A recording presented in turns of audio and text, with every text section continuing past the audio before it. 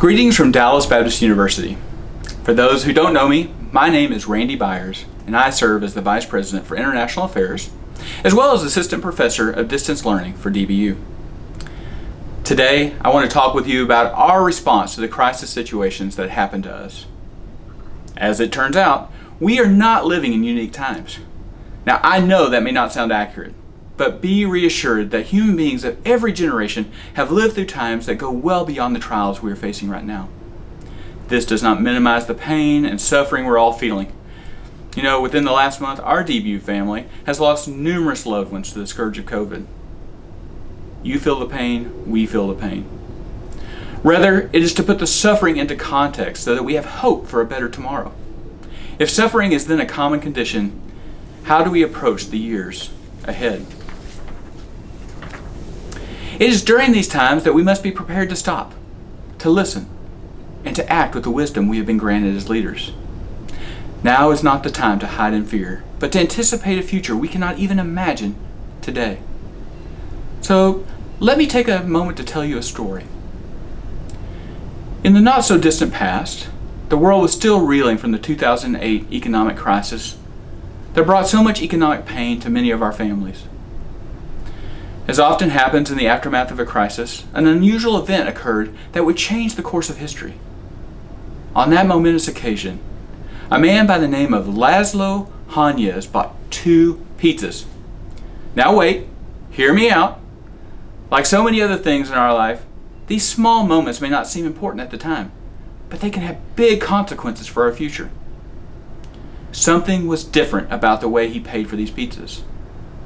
As a person who loved technology, he had begun experimenting with a new type of security on the blockchain called Bitcoin.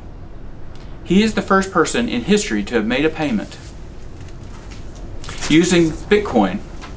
At the time, he paid 10,000 Bitcoins to purchase his pizza. Now, you may not know this, but today each one of those Bitcoins goes for over 36,000 US dollars.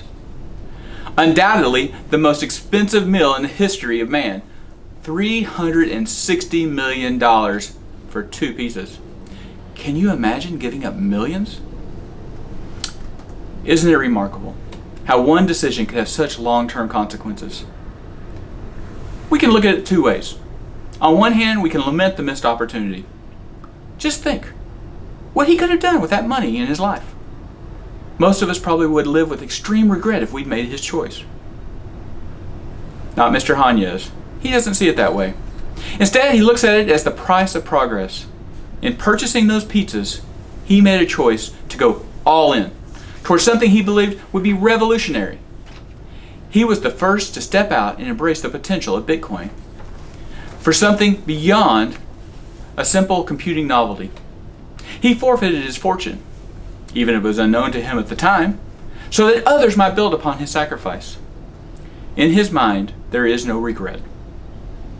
The $1 trillion market for Bitcoin would never have progressed without someone like Mr. Hanyecz taking the first practical steps. We have much the same choice today in our work as leaders. When faced with new and unique opportunities, are we going to react in fear or respond by adapting to the future? Right now, we are facing a crisis that requires sustained levels of leadership. You feel it, I feel it. There is no rest for the weary. What calculated risks are you willing to take to make a better life for your school? What new technologies, pedagogies, or leadership models are you experimenting with at your institution? As Liz Bohannon reminds us in her video series, Surviving and Thriving in a Crisis, we must know the difference between reacting and responding. Reactions are rooted in raw emotion like fear. They hold us back or propel us forward without a plan. On the other hand, responses are carefully considered.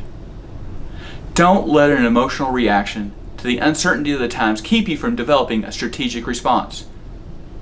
There is no better moment in time than now to make that hard decision that is going to establish your future. So, go buy those pizzas, try something new, and don't live a life of regret. The only regret is if you never try. Thank you.